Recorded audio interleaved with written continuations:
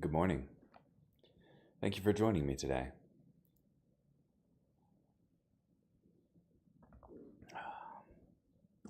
This morning we'll be in Isaiah chapter 3, verse 1 through chapter 5, verse 30.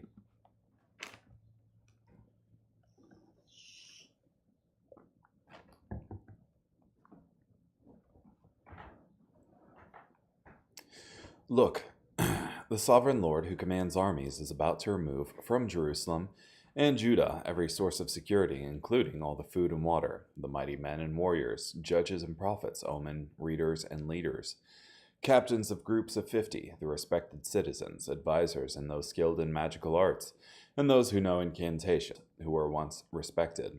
Indeed, a man will grab his brother right in his father's house and say, "You own a coat, you be our leader. This heap of ruins will be under your control." At that time, the brother will shout, "I'm no doctor, I have no food or coat in my house. Don't make me a leader of the people." Jerusalem certainly stumbles, Judah falls, for their words and their actions offend the Lord. They rebel against his royal authority. The look on their faces testifies to their guilt. Like the people of Sodom, they openly boast of their sin. Too bad for them, for they bring disaster on themselves. Tell the innocent it will go well with them, for they will be rewarded for what they have done. Too bad for the wicked sinners, for they will get exactly what they deserve. Oppressors treat my people cruelly. Creditors rule over them. My people's leaders mislead them. They give you confusing directions. The Lord takes his position to judge. He stands up to pass sentence on his people.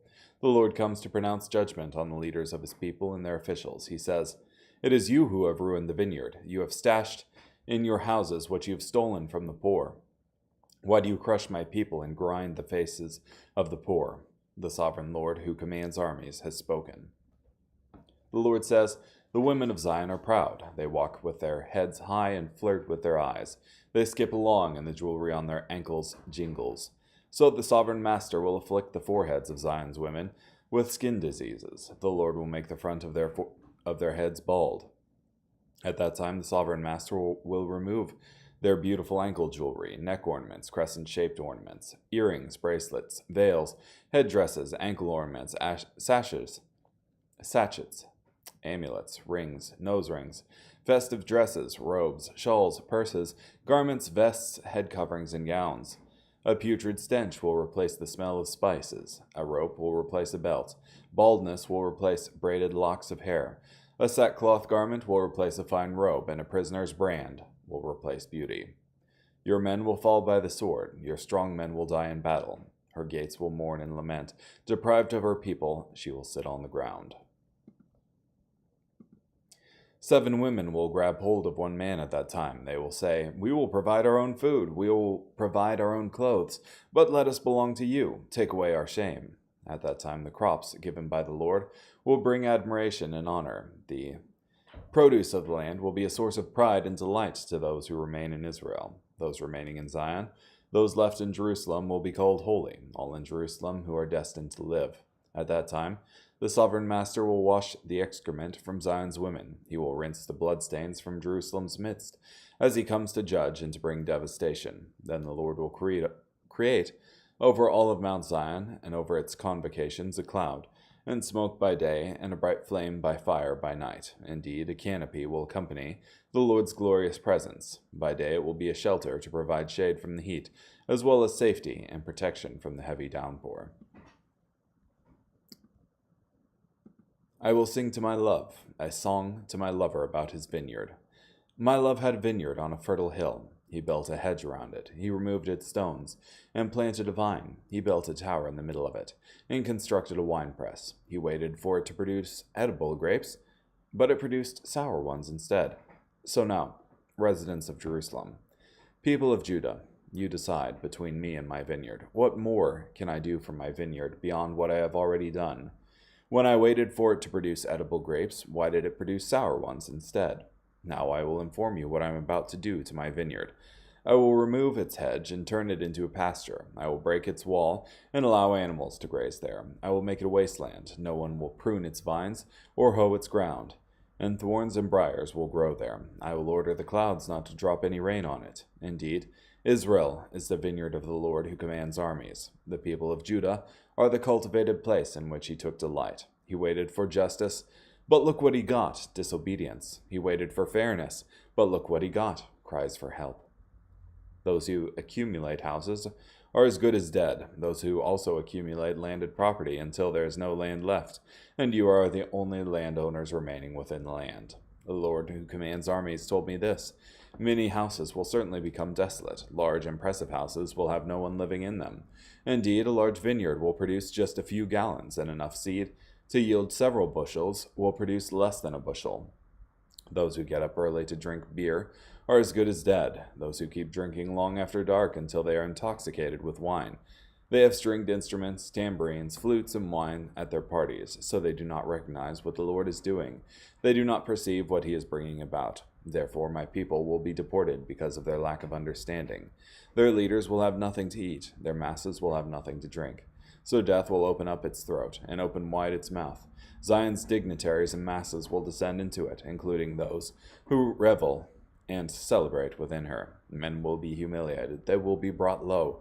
The proud will be brought low. The Lord who commands armies will be exalted when he punishes. The sovereign God's authority will be recognized when he judges. Lambs will graze as if in their pastures. Amid the ruins, the rich sojourners will graze. Those who pull evil along using cords of emptiness are as good as dead, who pull sin as with cart ropes. They say, let him hurry, let him act quickly, so we can see. Let the plan of the Holy One of Israel take shape and come to pass. Then we will know it.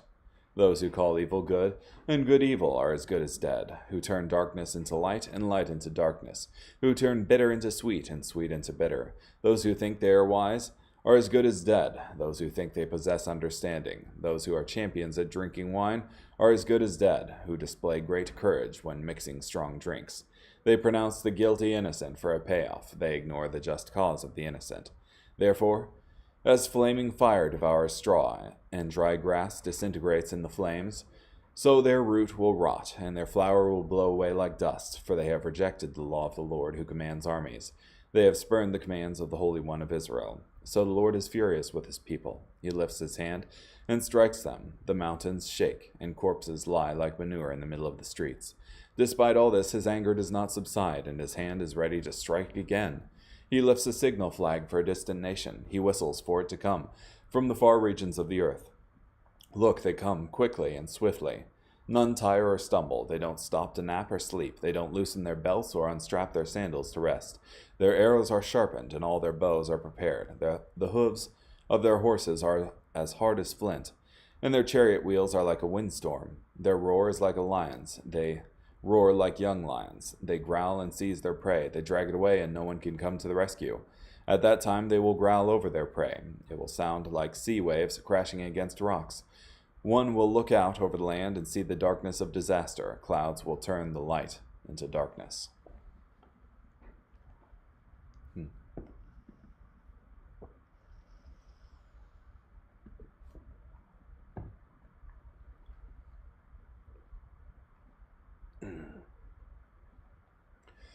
Perhaps because it's fresh in my mind, I think of Job throughout this. And this associated thought of men often use when good times are happening to them as this signal to them that they're doing good and everything's fine. And conversely, when bad things are happening to somebody, they say, oh, it's because you're a sinner. You need to fess up. And just reading through the description of the people who are to be judged in Judah here, by the announcement of the prophecy of Isaiah, you have people who appear to be rich. That is, the Judah's women at the start of the reading in chapter 3, verses 18 through 23. They're decorated with all kinds of ornaments and earrings and bracelets and headdresses and all sorts of things. So that's at least some level of affluence there to afford all of those things.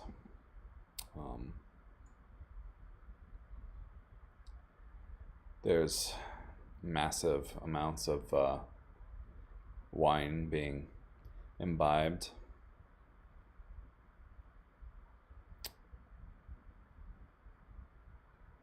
Yeah.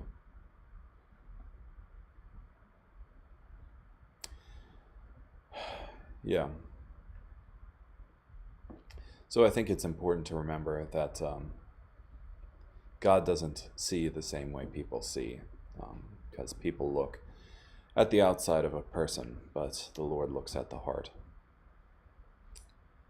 And he remembers everything we've ever done. So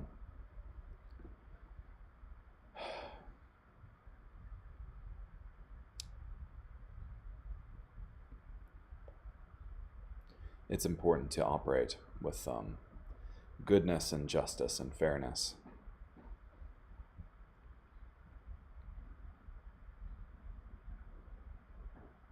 Yeah.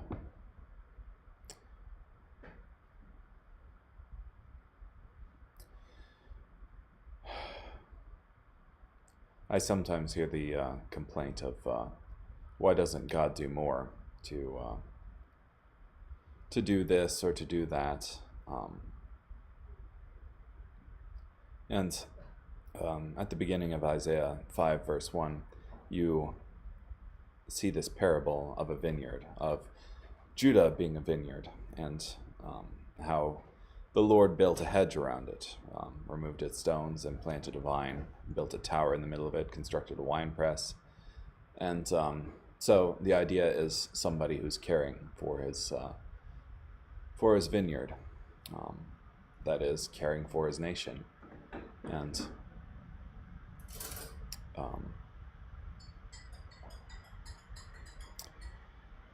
instead of actually obeying God and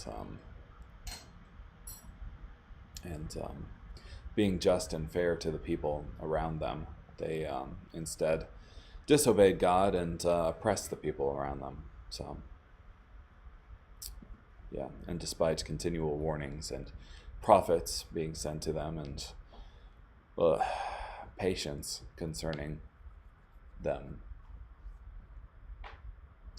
instead of growing more just, they grew more wicked. So,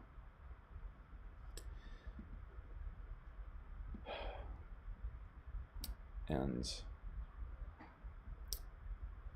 it just makes me think of the question in Isaiah 5:4, what more can I do for my vineyard beyond what I've already done?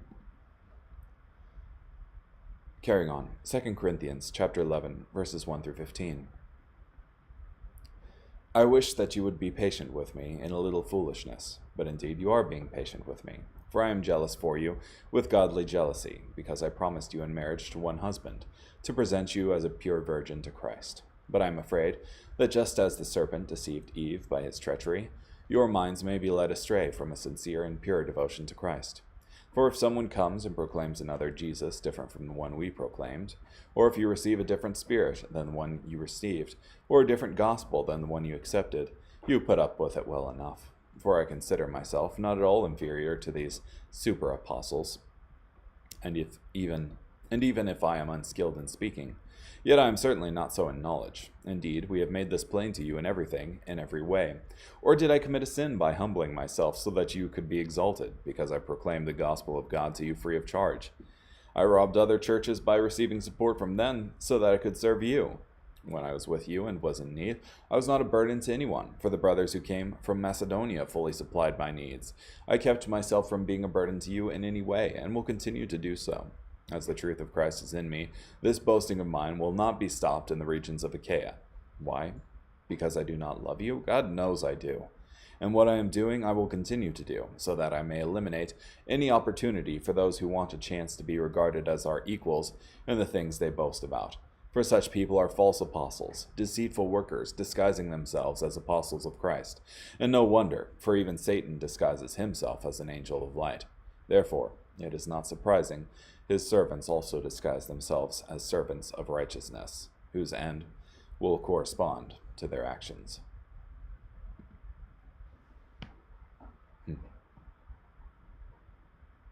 Yeah.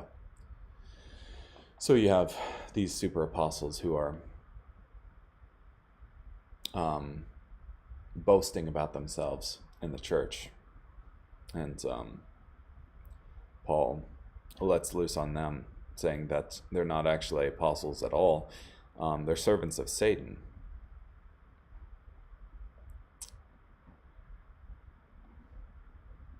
Yeah. And Paul, during his ministry in Corinth, didn't actually receive any support from them for his physical ministry. And that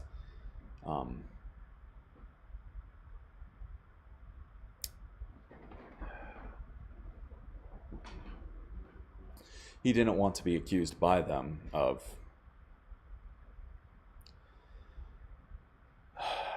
only preaching among them to receive physical support.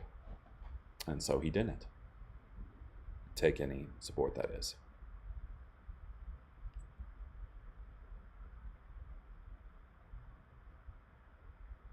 Yeah.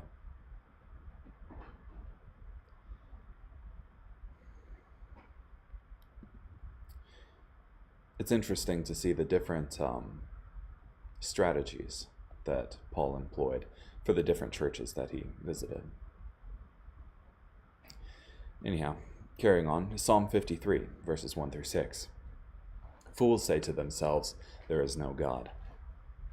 They sin and commit evil deeds. None of them does what is right. God looks down from heaven at the human race to see if there is anyone who is wise and seeks God. Everyone rejects God. They are all morally corrupt. None of them does what is right, not even one. All those who behave wickedly do not understand. Those who devour my people as if they were eating bread and do not call out to God. They are absolutely terrified, even by things that do not normally cause fear, for God annihilates those who attack you.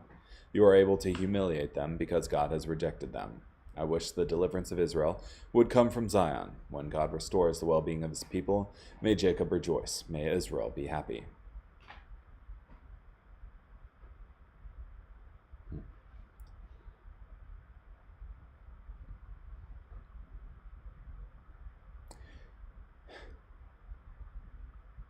It's just interesting to me how culturally the pop atheism is always presented with this air of intellectual authority and intellectual superiority, when it is the fool that says to themselves, "There is no God."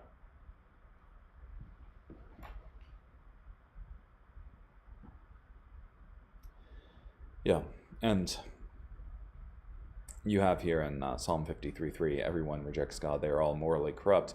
None of them does what is right, not even one. I think you have this oft repeated in like Romans, like with 3:23, for all have sinned and fallen short of the glory of God. And there's like, none are righteous, no, not one. Carrying on, Proverbs chapter 22, verses 28 and 29. The one who sows iniquity will reap trouble, and the rod of his fury will end. A generous person will be blessed, for he gives some of his food to the poor. Yeah, it's important to maintain charity in our lives. So, definitely, if you're not doing that, I would encourage you to. So, cool. Well, thank you for joining me today. Hope you have a great day. Bye.